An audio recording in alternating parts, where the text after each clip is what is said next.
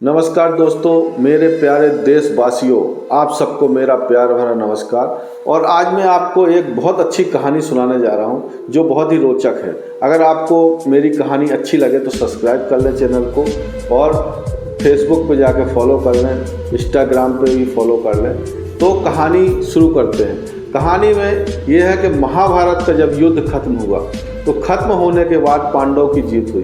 पांडवों की जब जीत हुई तो श्री कृष्ण ने कहा द्रौपदी और पांडव से, चलो भीष्म पितामह के पास चलते हैं मिलने के लिए। तो श्री कृष्ण लेके इनको भीष्म पितामह के पास पहुंचे। श्री कृष्ण ने कहा कि आप राजधर्म के जानकार हैं, कृपया पांडवों को राजधर्म के बारे में बताएं ताकि भविष्य में ज्ञान इनके काम आ सके।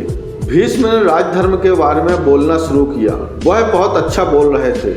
तभी द्रौपदी ने उन्हें बीच में रोका और द्रौपदी ने बोला कि आज आप राजधर्म के बारे में बहुत अच्छा ज्ञान दे रहे हैं, लेकिन उस दिन आपका ज्ञान कहाँ गया था जब दुर्योधन के कहने पर दुशासन ने मेरा चीरहरण किया था और मैं बारी बारी से सबके पास मदद मांगने के लिए गई थी, लेकिन किसी ने मेरी मदद नहीं की थी और आपके पास खास में पहुंची थी, तब आपने सर झुका लिया था।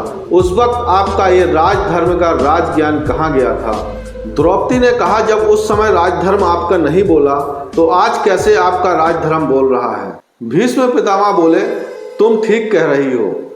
उस समय मैं दुर्योधन का दिया हुआ अन्न खाता था।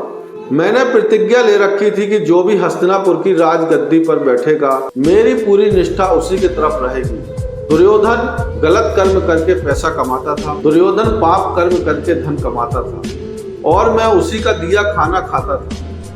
ना चाहते हुए भी मेरे सोचने समझने की सारी शक्ति उस अन्न खाने से मेरे सोचने समझने की शक्ति खत्म कर दी थी। इसी वजह से मैं उस दिन तुम्हारी कोई मदद नहीं कर सका। इसीलिए मैं कहता हूँ कि अन्न अच्छे लोगों का और अच्छे लोगों के हाथ का ही खाना चाहिए। भीष्म ने कहा कि जो मुझे अर्जुन ने युद्ध में तीर मारे, दुर्योधन के खाने से बना सारा दूषित खून मेरा बह गया और अब मेरे राजधर्म को सही दिशा मिल गई। दोस्तों, इस कहानी से सीखने को यह मिलता है कि गलत तरीके से कमाया हुआ धन से मिला हुआ अन्न हमारे सोचने समझने की शक्ति को खत्म कर देता है। जब भी किसी दूसरे व्यक्ति के यहाँ खाना खाएं तो इस बात का ध्यान रखें कि वह व्यक्ति गलत काम ना करता हो। अगर गलत काम करता हो तो उसके यहाँ अन्न ना खाएं। अन्न अगर आप खाएंगे तो आपके सोचने समझने की शक्ति को दूषित कर देगा वो अन्न। इसलिए कृपया करके आप लोग भी ऐसा काम ना करें। आई बात समझ में? सब्सक्राइब कर लें। नमस्कार।